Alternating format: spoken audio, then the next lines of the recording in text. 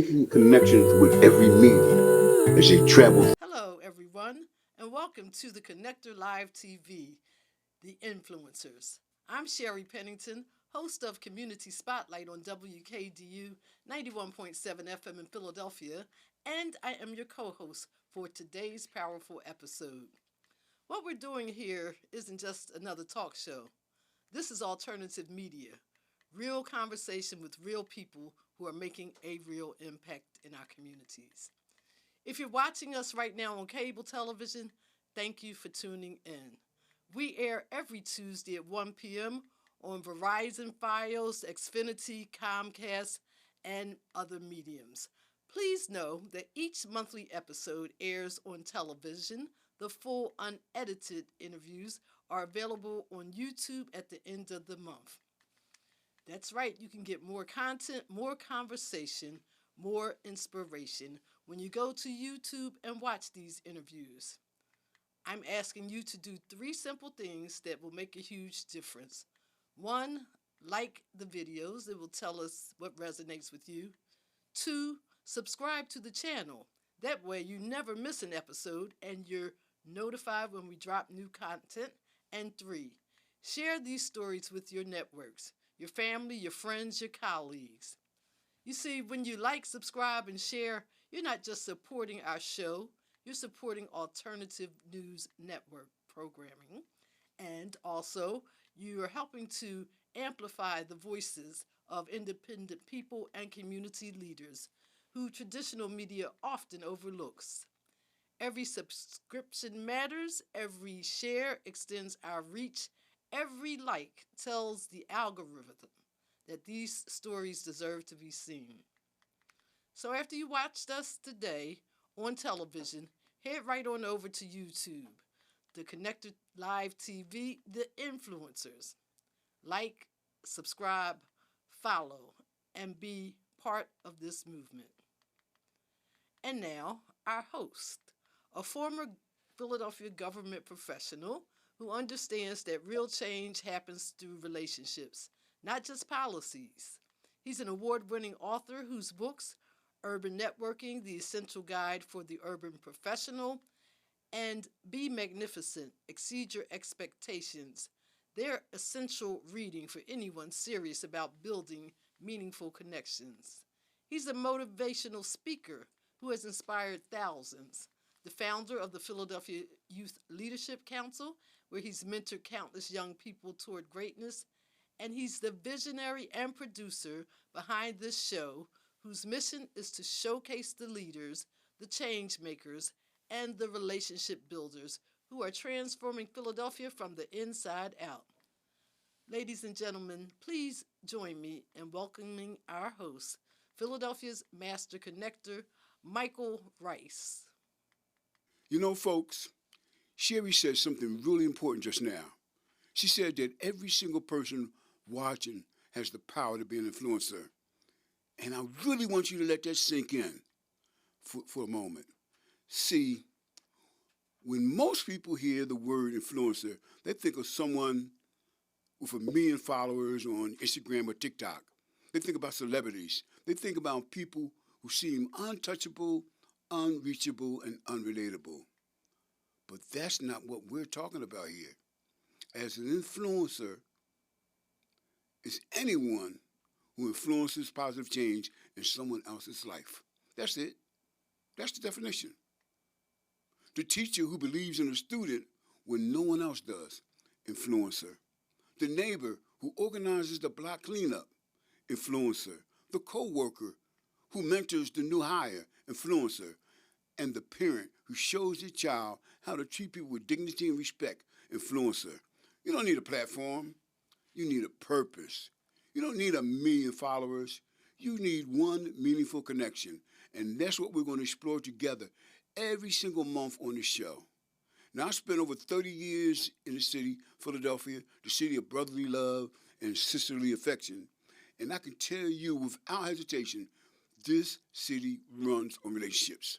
Not just connections, not just contacts, but real, authentic, meaningful relationships built on trust, mutual respect, and a genuine desire to see each other succeed.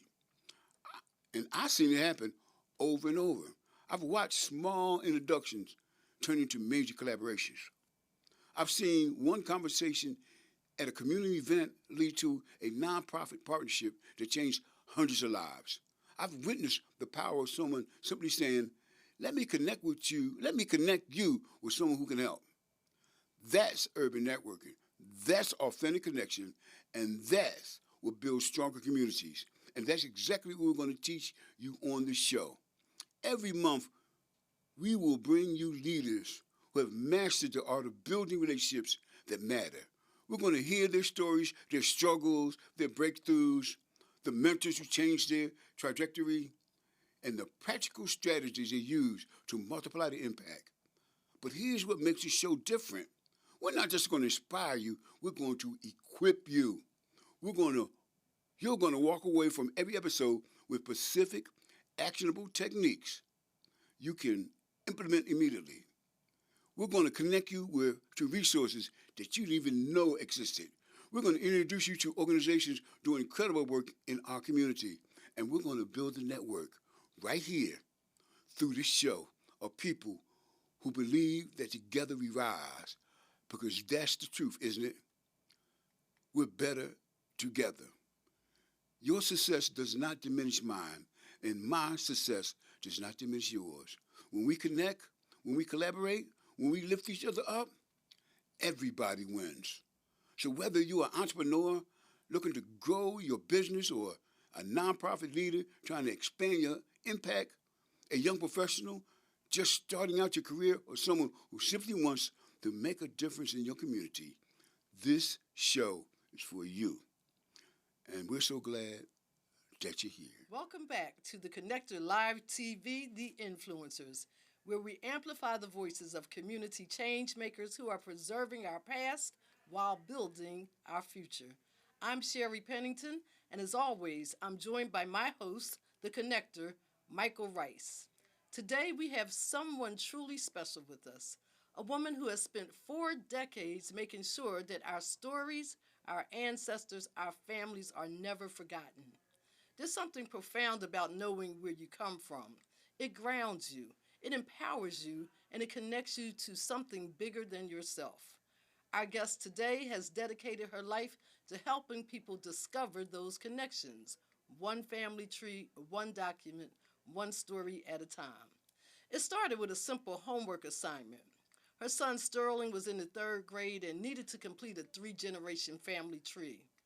But for Theodora Ashby, also known as Teddi, that wasn't just homework, that was a calling. For over 40 years, Teddi has been on a mission, not just researching her own lineages, but helping countless others trace their roots, reclaim their heritage, and honor their ancestors. She's completed the intensive Boston University genealogical research course. She's provided research consultations and mentored new genealogists who are just beginning their journey.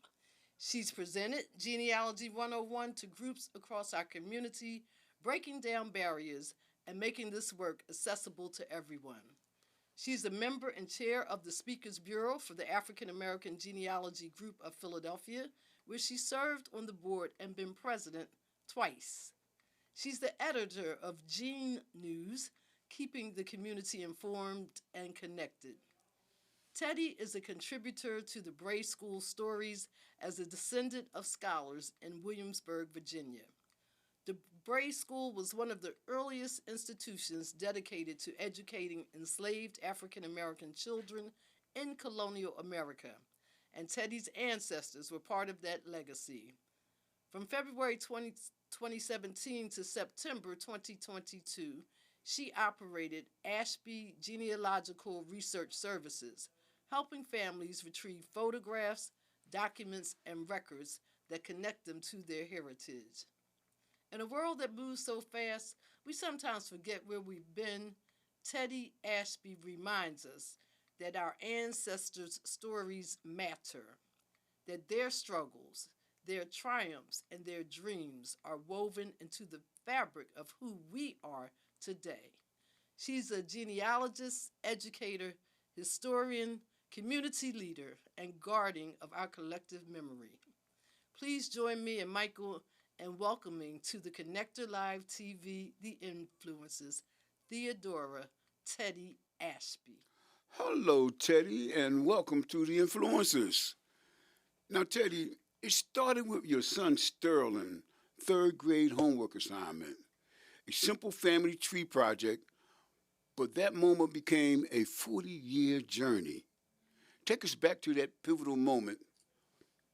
What was it about tracing your family roots that ignited this lifelong passion? And what did you discover about the Ashbys, the Thorns, the Richardsons, and the Bell families that made you say, I can't stop here? Aha. You know what? My son came home with that little mimeograph sheet, Michael, to do a family tree. Most of that I knew already, third, 1, 2, 3 generation. But they gave him a little bit of time to do this tree. They gave the class a little bit of time. So we wrote to our older ancestors, called them on the phone, and got some more information. So I was able to send him back to school with maybe a 5-generation tree. Mm-hmm. And the teacher did not accept it as credible. So I had to turn it into a learning experience for the entire school. Okay. So that came out all right. But what happened was, in that process of me researching for my son, and my son researching for this homework project, I began to gather up information and knowledge about people who I found to be dull. And I found out they really were not dull.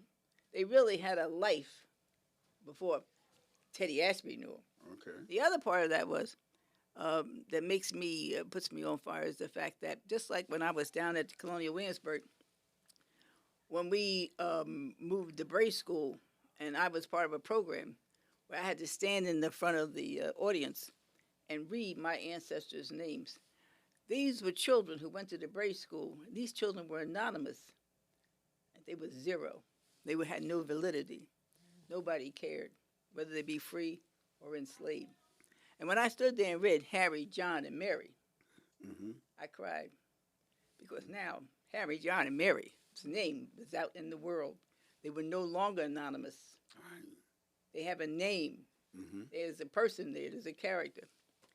And the other part of that was, I was so, as my sister uses the word blessed, but I just say, I was just so appreciative of the fact when I went out into the world, even as a teenager and as a younger adult, and I realized most of my peers, they did not know from whence they came and who did anything before them. And I did not realize how extensive this was until I did my son's homework and then began to get out into the world and try to meet and other genealogists. Well, we didn't say genealogists, we said family researchers, because the book Roots had come out. Okay. And so many people were looking, and a person said to me, oh, Teddi, this is later, oh, Teddi, you don't have to do too much because your whole family history, it has a bow on it. Because your family had books, they got Bibles, they got this, they got that, they were free, they weren't enslaved, they owned land, they owned property. As though these people of color lived life like a gravy train. Right. Even the ones who were passing Right. were having emotional anxiety attacks, I'm sure. Right. Mm-hmm. But so they also have to learn. Our people, when I say our people of color, they have to learn that everyone has to get up in the morning and put on their shoes or their pants, and they have to step out into the world. And genealogy showed me that, you know what, I was getting up, bopping, putting on my nice clothes, getting my children to the daycare, everybody's fine and dandy. But that was not the case. Okay. That was not the case for many of the people who went before me as to why I was here. But then something that's really important to answer your question. My children saw, and my children learned about these people. Okay. And so just like I was never a follower, but I did not know why I was not a follower. You know why? Why? Because it was just the way Ashby's are, as my father would say. Can I walk us back to the Bray School Tell us all about that Bray School, and what was your contribution to it? Well, the Bray School was a school founded by Dr. Bray and his associates in England. And the purpose was they believed that in black African children, because back in 1760s, they were still considered African. They didn't use black or Negro. And they believed that these children should be educated to read, write, and do sums, as well as maybe some home economics. But their main purpose, don't get me wrong, their main purpose was for them to become Church of England people, or better known as Episcopalians. Okay. And they thought this would make them a better slave, a better property for their master, a better enhancement. So this was not a do-gooder thing. Right. It was kind of a do-gooder thing. But then it wasn't. Ulterior. And so they contacted Benjamin Franklin. And Benjamin Franklin set up the Bray schools in Philadelphia, Newport, Rhode Island, and Newport News in Virginia. But the main one was the Williamsburg one. And you were there for a period of time in Williamsburg, is that right? I went down there for the different meetings we had. Yes. And then we had Zoom, you see. Zoom came about. I didn't have to go to Williamsburg. So, and so that's what the Bray School was. So the Bray School was a one-room schoolhouse. And if you go on the Williamsburg site for the Bray School Lab, you'll see the list of the children who attended from 1760 to about 1769. And my ancestor, all three of them, they're on there, and they're at the bottom, where Matthew, their father and mother, Matthew and Ann, they paid tuition every week for them to go there. While the children who were enslaved, their owners had an IOU on some of those weeks. They didn't pay. But Harry, John, and Mary, John went the longest to school. And the benefit of them going to that Bray School, this is what the Virginia owners and the other owners found out. So when Harry, John, and Mary came home, they know how to read. The Williamsburg Bray School, they found it. It was an archaeological dig at the College of William and Mary, and there they were digging, like people dig everywhere. And here they found the remnants of the school. And they had been wondering, where was the original school? And the school was on the College of William and Mary. Oh. And something else about the College of William and Mary, I'll just throw in where you'll know, how my connection, the Ashby connection to Virginia, or to America, really. The College of William and Mary's first president, his name is Stith. Stith is one of the first families in Virginia. So my grandmother, which is Reverend Ashby's wife, my father's mother, her name is Frances Stith Scott. And she was named after her mother, whose maiden name was Frances Stith. So there's a connection, because Stith is a very unusual name, as you know.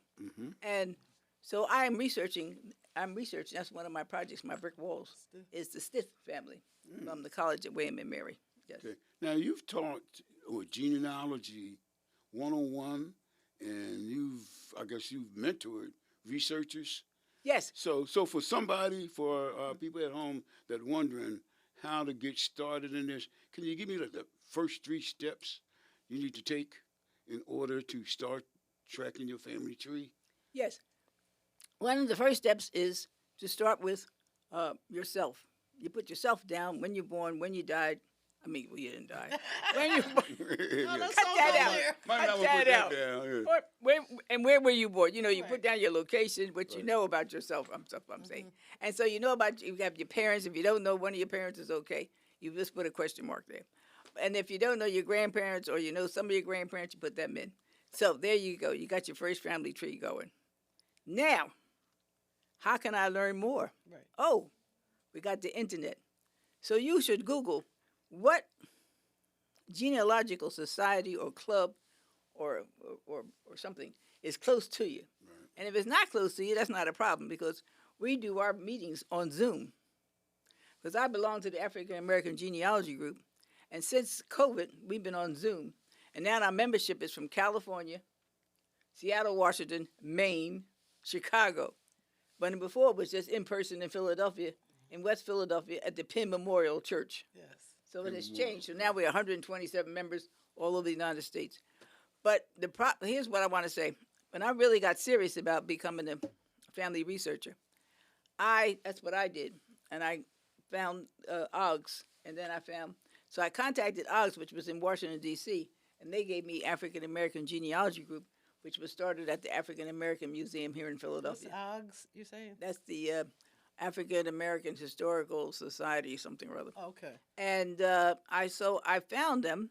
I called the woman up, and she said, "Oh, we're having an event at the Mormon Church on 38th Street, because the Mormons, their first thing is genealogy. Everybody is connected, because they baptize people in heaven as opposed to being. Yeah, that's why they're looking for the people, so they can baptize them. So they were having the meetings, and I went to the meeting. I was so impressed with the folks that had attended, and the information that I saw that I was going to be learning, and that's really a big help. Not for you to sit at home in your own little island, right, thinking you can self teach yourself, because genealogy research now is not only just on things on the internet, but so many things are also where you can Google, because they are being digitized. You might use that word, all over the world. Documents from India, from Germany, from Nigeria, everywhere are being digitized. You will be looking for something, and you'll be so amazed to find a document, and you'd say to yourself, like Bibles, family Bibles are digitized. And you'll find something about your family, Michael, from 100 years ago, and you will be like, what? Who put this on here? But it's a good thing. Yep.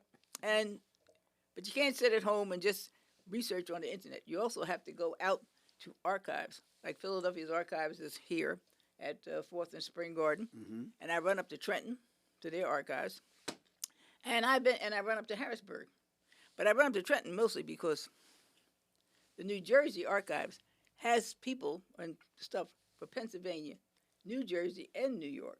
What is actually in the archives? In the archives are microfilms of this very simple marriage records, Marriage records, death records, birth records. Oh, For instance, I had a relative who had a 4-year-old daughter. I found out, researching him, that he had a 4-year-old daughter that died in 1936. I had no idea that this child even existed. And the wife, the mother of the child, his wife. And so I found out that this relative of mine had actually gotten married at the age of 17. I found a marriage record. This is all not on the same day, by the way. Okay. This is over time.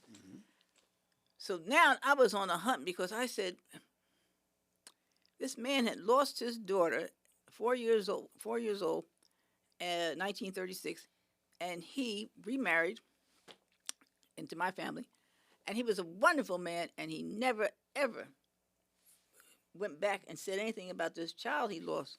He loved us so unconditionally. He was just a wonderful man. So I went to the Trenton Archives and to get her death record to see what did she die of. And she died from pneumonia, because in old days, people died from pneumonia. right. So my question, you've put a whole lot of work in for decades, 4 decades, right? Yes. Probably. And Since 1977 and you something. kind of skirted around why this is so important, but in your words, what do you gain from doing all of this, in your opinion? What is the biggest thing you know gain? what? No, What? Anybody that does the research, but yeah, you personally, what did you gain, and why should people do this? I'll tell you what I gained. I don't know if just do my own family. I managed about 20 trees, because That's phenomenal. I have girlfriends and people, and then I have people who say, you know what, I'm not looking up nothing, because all my people were enslaved. And I said, well, give me some information, and I go and I do them. What do I gain is the fact that I am making such a difference in people's personal esteem. Yes. There are people whose confidence was not even there before I gave them their family history. They're walking with their head down. Beautiful. Wow, this is something. I had a man say to me, Teddi Ashby. I said, what is it? He said, you know what? And he was crying. He had tears coming out of it. Oh, my. He said, you know what? I wouldn't have changed my name back in 1977 if I had known my family history.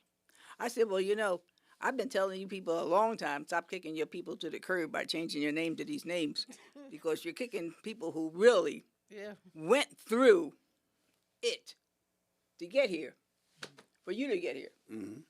So while you're busy saying, oh, you know what, I'm not keeping that slave name. The name was not even the name of the slave. That was not even the name of the owner. I don't know how this woman picked her name, but she did not have a name of her owner. She was on the deed to will, people died in her family, and they left her to the next people and everything. And they said her name, but it wasn't the name of their name. So while he was busy paying money to get his name changed, and many people did, and then here I come, and he's sitting there like this. I would have never done that. Yeah, that's beautiful. So, well, tell me this. But I couldn't have done it because I came along in a family, the Ashbys and the Richardsons. That's the Native Americans. So we had powwows all the time. What do they do at a powwow? They regurgitate the history of generation. And then the Ashbys, they regurgitate. And my father's name is Aubrey Clinton Maurice Ashby. He went to the Bordentown school over in Bordentown. He and my mother would get into heated discussions, bragging about their family. And my father would always say, like Uncle Bill, the man who wrote this book here, we would have the family reunion. And Uncle Bill had the manumission paper because we did have one slave in the family. We had one slave, and the slave was owned by the reason why she was a slave was because Matthew bought her. Matthew negotiated with the governor of Williamsburg, the colony, for a certain amount to buy Anne, and her owner had to agree to it. And he worked and saved. Can you imagine how long it takes to make $150? No. In the 17th century, and he came up with the money, and he bought her, and his children were free. But he owned her. He owned her. Okay. But he didn't own those children because then he had to apply for the manumission paper, right? Because you just can't wake up. What manumission is? Oh, manumission is a process of freeing your enslaved property, which is a human being. And so Matthew had to go back to the governor and then do the application for freeing her. And so it took about a year or so, and he freed her. And so that was, but she was our one slave in the family. But all that stuff that you, Teddy, before we leave out of here, you've been referencing, you have a number of books up here. Can you just tell us about, real briefly, who wrote the book and... Oh, yes. This book here is the book, The Bray School, the Williamsburg Bray School, which is where my ancestors attended, and probably some people in the audience, maybe they had ancestors there. And it's called A History Through Records, Reflection, and Rediscovery. And it has been edited by Dr. Maureen Egglesman Lee and Nicole Brown. And it's a collection of essays as well as pictures of the Bray School. And then this book is by Paul Hynek. And I brought it with me because it's Free African Americans of North Carolina and Virginia. And my Ashby family, Paul Hynek, he's a living person. And he does research on African Americans. And he did some really good research on a couple of my Ashby relatives. And this is not a book, but this is a CD of Ashby family memories. And the Ashbys are Delaware, New Jersey, New York, Virginia, and Pennsylvania. And I used this photographic CD with music as a fundraiser for one of the reunions. And so their cousins paid $10 for these, and I sold every one of them. And plus they bought extras to give out as Christmas gifts. So family reunions is a really big part in your research, getting together, having something like this. Tales Without Hate. My great-uncle, William Ashby, the brother of Reverend John Hilliard Ashby, wrote this book, Tales Without Hate. And it's a wonderful and informative book on the life that he experienced in Carter's Grove, Williamsburg, Virginia, growing up. As well as when he became a grown-up person. Let me explain something about this man. So William Ashby went to Lincoln University. And every year, and he also went to Yale graduate school. And every year they thought he was going to die. He lived to be 102. So they would give him an honorary degree. But this man was the Urban League, an activist, civil rights, and so forth. And he knew so many, this is it on my back, and he knew so many famous people that he got money from for the Urban League. Oh, wow. And in New Jersey, in Trenton, if you go see this great big building that has to do with social services, the building's only about 20 years old, I think. It has his name. They named the building after him, William Mobile Ashby.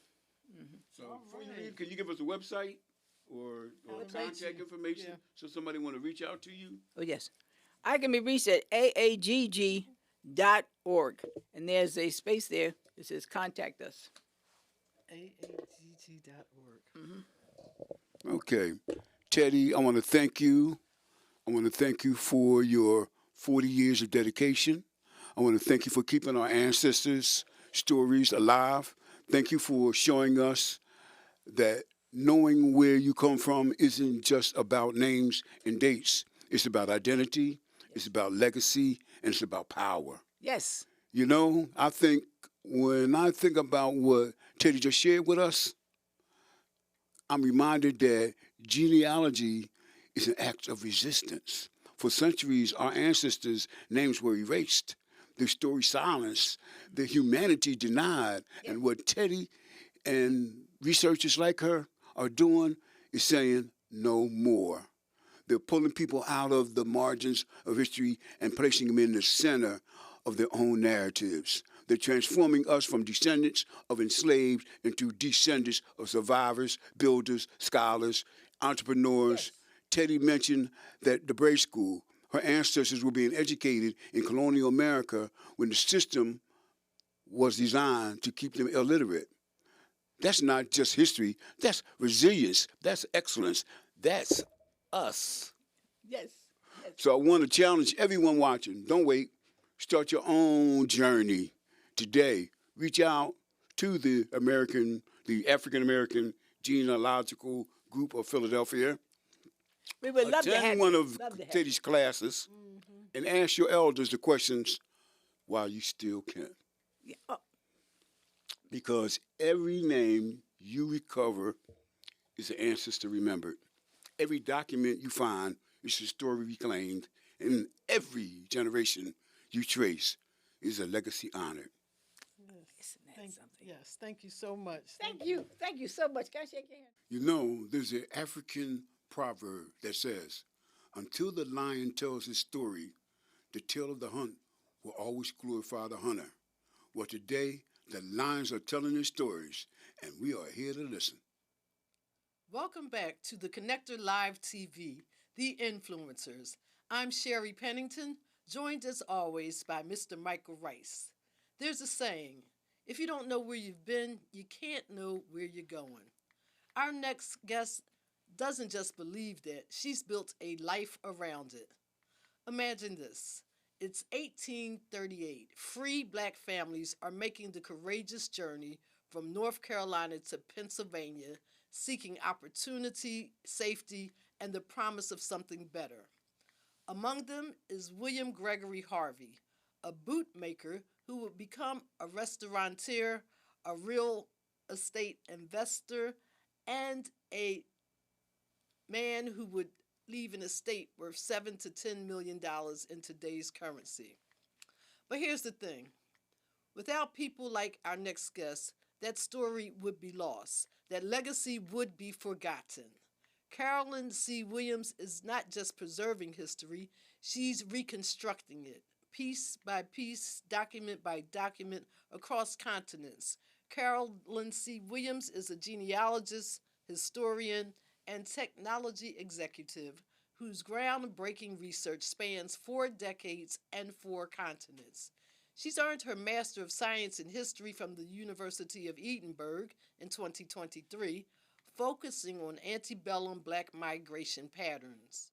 From the 1760s to 2025, from enslavement to liberation to legacy.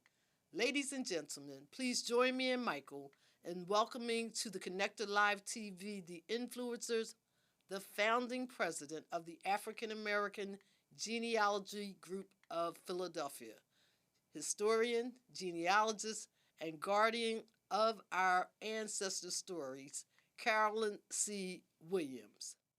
Carolyn, your research has taken you over 4 continents, from New Jersey to Nova Scotia, from Barbados to London, from St. Helena's Island in Africa to Ontario, Canada.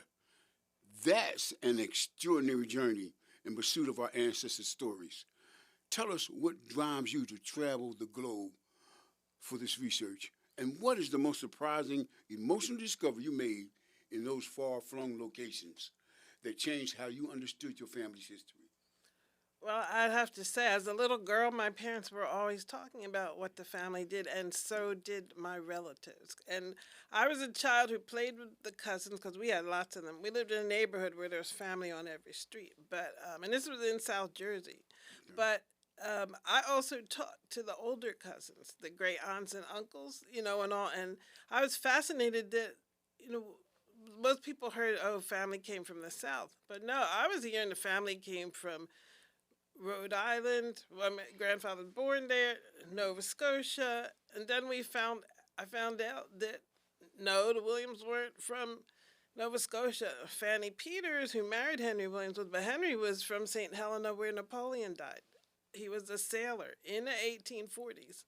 And then my mother's father was born in Barbados. His older brother came to Philadelphia. He came to visit, and he got caught up in the draft for World War I. Mm-hmm. They made everybody report to the draft board, and he decided to fight for America. So I was all over the globe, and I was also, my parents were old enough to be my grandparents. So for me, I was always already talking about somebody who was born in the 1800s, because they were, that's how far back. My dad was 47 when I was born, 50 when my sister was born. And we had cousins who were 63 when they became dads. So, there was years, 30, years, 20 years, whatever, between generations. And it really makes a difference. So that motivated me. And then also the arguments. You know how families say, no, it wasn't that way. Right. And then I'm saying, let me get into the archives. Let me start finding the documents and finding out what's right, what's wrong, what we don't know, and what, we're going to know. So, I would say, I remember crying when I found Fanny and Henry in the Rhode Island census and seeing, oh my God, it's real, But then I also had to deal with what happens when somebody has an affair. Socialize, I went to a graduation. Wonder, how does that feel? Like when you get that information, and it's going to have an impact on them. How do you feel when you share that? Very upsetting for some people. But the other family, it was too traumatizing for Kelly, who is a first cousin. Her mother just couldn't handle it. But the reason is that her parents had a fling. They're like cousins from two sides of the family. Kelly's mom wouldn't tell her who her dad was, so she did the DNA. She said, I want to find out, and she sure did. But the thing is that her dad didn't know he was an archer. He's not, and he's 78 now, and so I understand he can't process it. But his grandson, his daughter, and his grandson attached to us. They now have my grandparents. They know they've got Barbados roots and stuff. So some cases, people are happy. Like, I was relieved because I knew there was something different, a bit of our science and medicine abilities. I knew that came from somewhere that didn't seem like it was in other part of the family. So, but you have to be grounded. Mm-hmm. You have to have your faith and meditation, whatever it takes. But some people can't handle it. And so you just let them alone, and you don't try and, force yourself on anybody. If they want to react with you or interact with you, they will. Like my cousin Judy would like to meet her half-brother, but I said, well, you got to take the test. You got to show that you match. And then you have to message and then see if they're willing. So you have to take it baby steps. It's happening more and more. Unfortunately, there's a TV show about it. I don't know if you've ever seen it, but every week it comes on. And that could be devastating. Yeah, there's Finding Your Roots. there's all kinds of shows on the internet and on television, and we have family in Nova Scotia. Well, the British were smart. They wanted to disrupt the U.S. military ability, so they told black people, if you escape to us, we'll give you your freedom. Right. So they did during the Revolutionary War and the War of 1812. So that's what happened. They didn't want the freedom. They didn't care which white person it was or which side. Freedom is freedom. You give it to me first, okay, I'll go with you. And so they ended up going to Canada, and then some ended up going to help found Sierra Leone. So you never know. And, it's just good to... the more we know, and I know people are worried about what he's doing in the White House, because I went to 250th anniversary of some Mount Holly friends, and they said, oh my God, aren't you scared he's taking away your history? I said, he's going to take away my history? I said, are you kidding me? I said, we don't have enough days in the year to present everything that we know. And guess what? AI is revolutionizing our ability to research. We now can research faster. There are billions of documents scanned, but they were never indexed. So, who's the names and stuff? They now have trained the computer to read old documents, even the old handwriting. And so, over the summer, I found stuff that it could have taken me 15 years to find. I'm grateful. I work in the technology world, so I'm grateful, but I can use it, with a passion. And when we have members come to learn how to do family history research and genealogy. You probably relieved a lot of people with just that statement right there about, because they are going after our history. He said there's not enough days in a year for as much history as we have. The stuff that's in the Smithsonian, we already have pictures of everything. You know how many times we've been there? You need to hold on to them, because he can if wipe you it go away. to all the local, even if they wiped away the original, we have already photographed it all. Yeah. Every little local library, every little local county historical society or independent historical society has the same picture. He wants the picture taken down where it shows the man with his back bare and flogged with all those scars. Yep. Right. But if you can go to the Underground Railroad Museum in every little town, and that same picture is there. And so it's, so you don't have to go to D.C. You can go close to home, and you can see it, and you can download it from the internet and put it on your own wall. We own this stuff, and we're not gonna stop. freely. No, nobody's gonna repress us. Okay. Something, because this is so inspiring to me. Just listening to you and Teddi talk, I want to find out more about my history. You know so much about and globally. And it'll be faster now because full text search, AI. That's what my question was. Even we just had a presentation at our meeting on Tuesday, and our speaker said you can use Chat GPT, but this is what you do. The first thing you type is think like a genealogist. Okay. Or you can type think like a historian. You can write that way and be very specific. And then, all right, I want you to find everything you'll find about Emmanuel Murray. He was born before 1771. He lived in Gloucester County, You put in as much as you know, and then you say, what did you find? And then it'll tell you, and it'll come back and say, I found him. His name was spelled 3 different ways, and he, probably got his. It's amazing. And what people do for you. And he complained in 1801 because he bought his wife's freedom, but he got.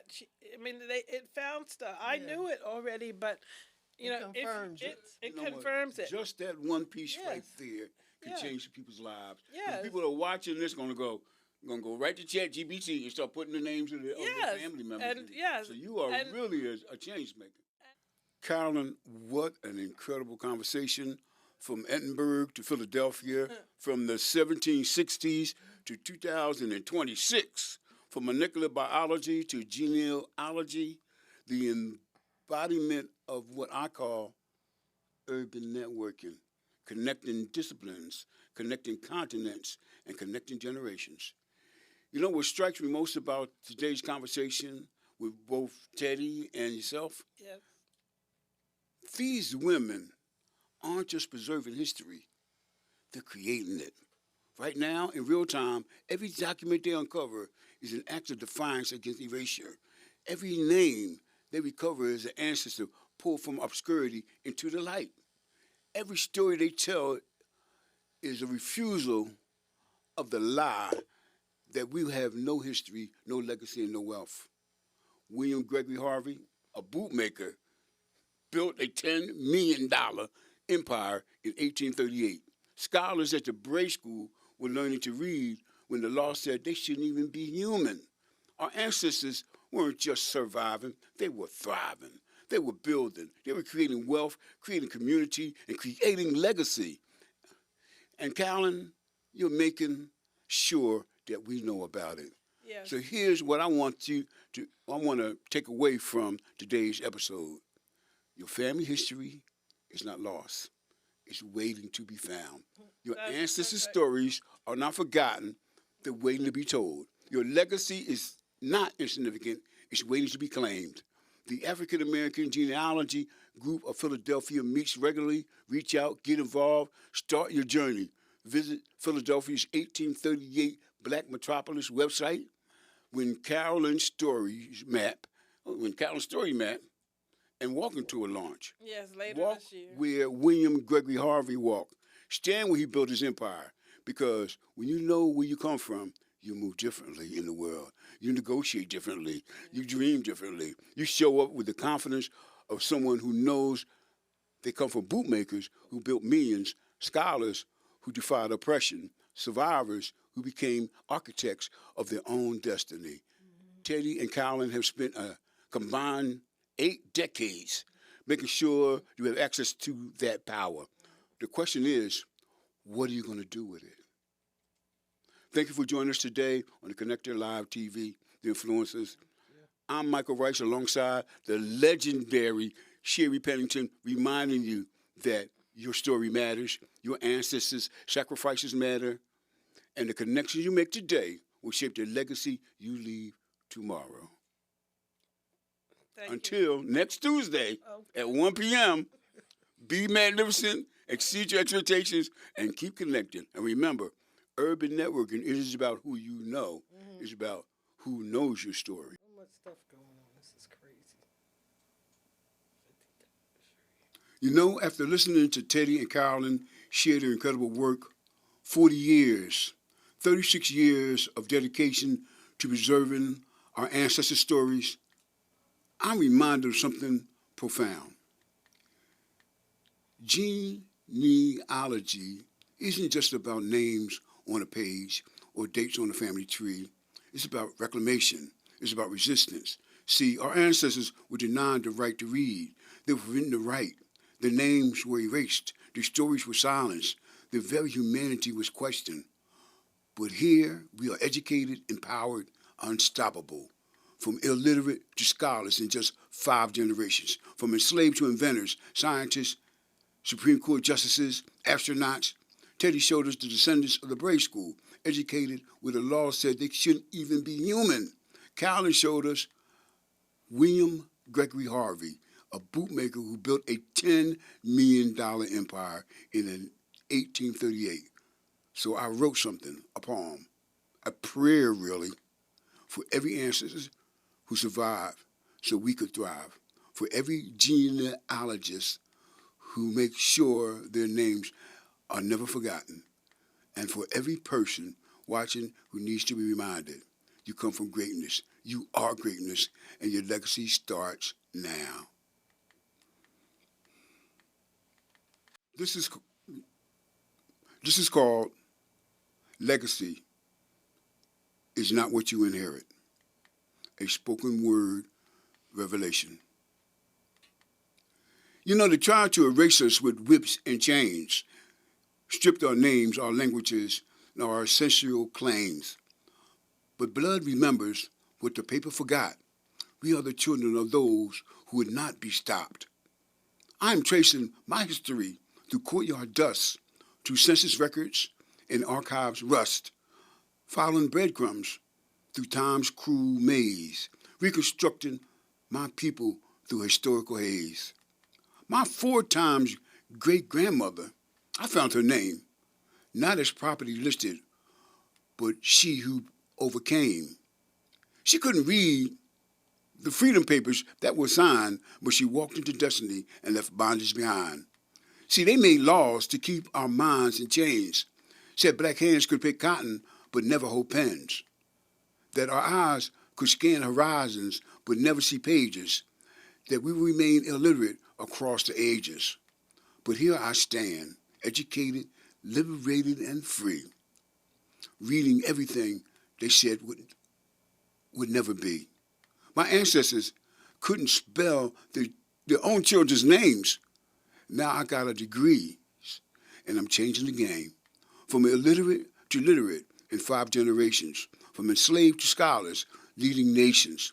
We went from picking cotton under the Georgia sun to picking up Nobel Prizes.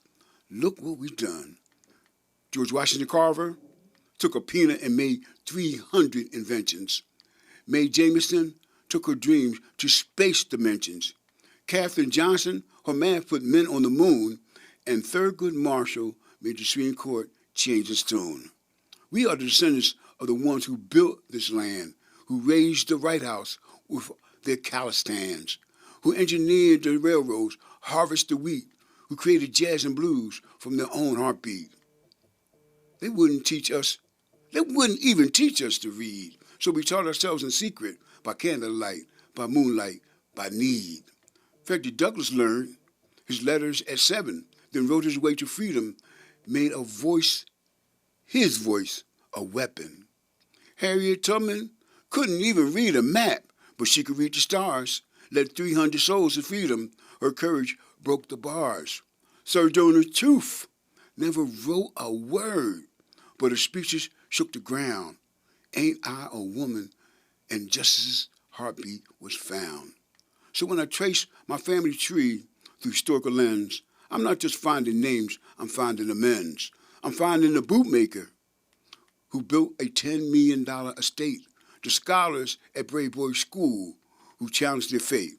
I'm finding the midwives who brought life with sacred hands, the preachers who built churches on faith's shifting sands, the musicians whose spirituals became the soundtrack of survival, the activists whose marches guaranteed our arrival.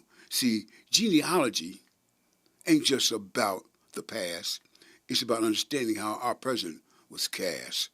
When you know your great-great-grandfather owned his own land, you walk different. You stand proud as a woman or a man. When you discover your ancestor was a teacher underground, teaching slaves to read by candlelight without a sound, you realize education runs through your DNA, that resistance is your birthright, your legacy, your way. They didn't just survive, they strategized.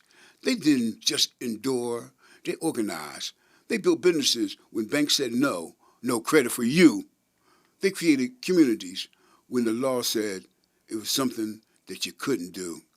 Madam C.J. Walker, daughter of slaves, became a millionaire, built an empire on black beauty, black excellence, black care. Garrett Morgan invented the traffic light and the gas mask too, saving countless lives with what his genius could do.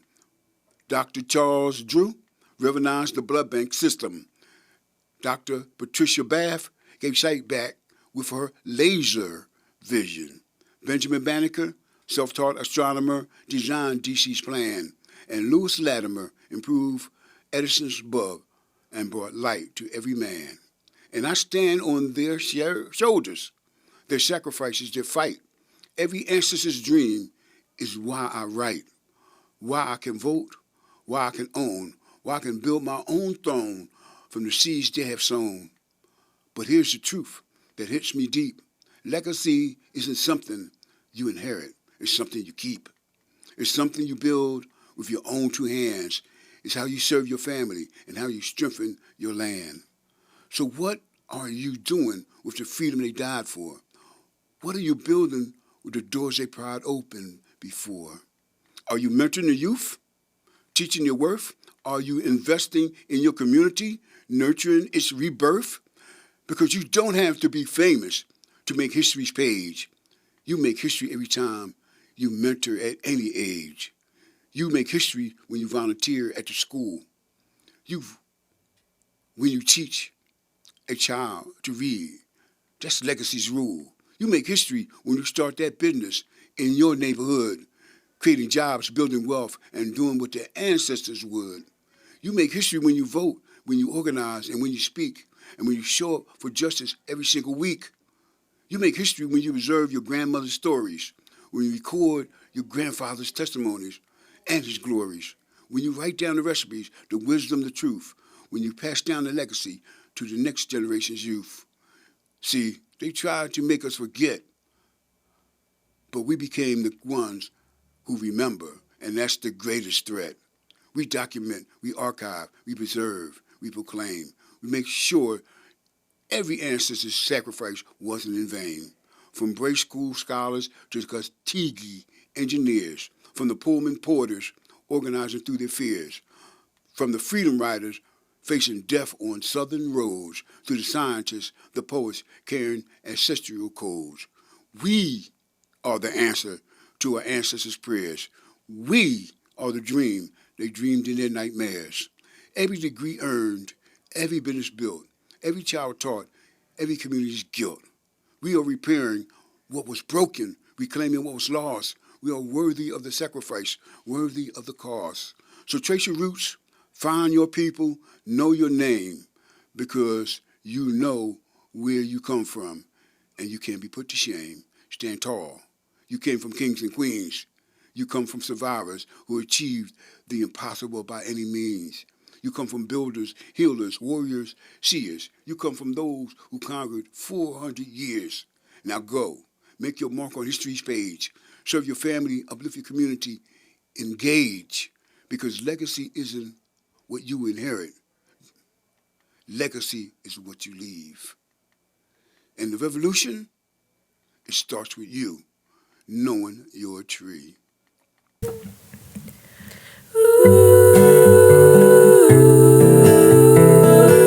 Exceed your expectations.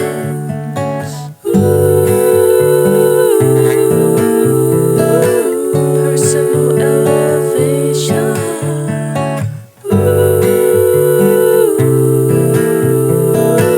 Exceed your expectations.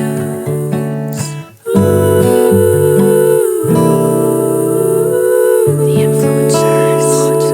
influencers. Making connections with every meeting as they travel through their day. Establishing relationships with every greeting, making allies along the way. In the city, where life is tough and words can cut like a knife, they're making deals and playing rough, but this is a way of life. They are the people we admire because of their approach and grace. The words ignite you with their fire when they smile in your face. They are the ones with the plan, playing different roles, always taking a stand as they implement their goals. They will change how you think. They will even change your style. They will succeed before you blink, and it's only been a while. They are the ones you've been looking for to make this city a better space.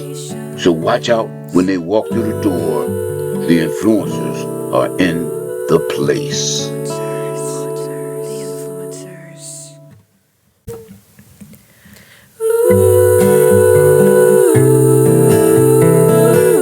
Exceed your expectations.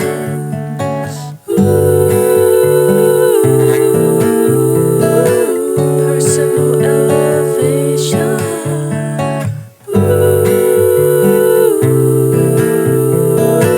Exceed your expectations.